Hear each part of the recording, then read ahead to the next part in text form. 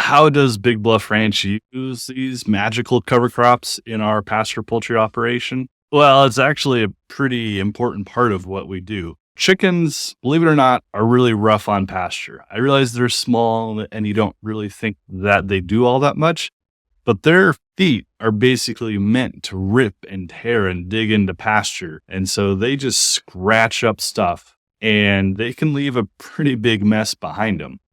And so what we do is we use cover crops to help restore the pasture. We use like a fast acting ryegrass that kind of grows up quick and sets everything up behind them. That's one way of using cover crops.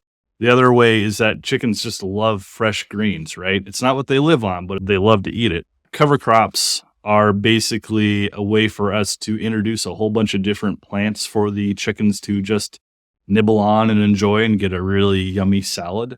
The most significant thing is that chickens are really good at fertilizing the pasture. Chicken feed goes in, chicken fertilizer comes out the other end, and over fertilization can be a big problem.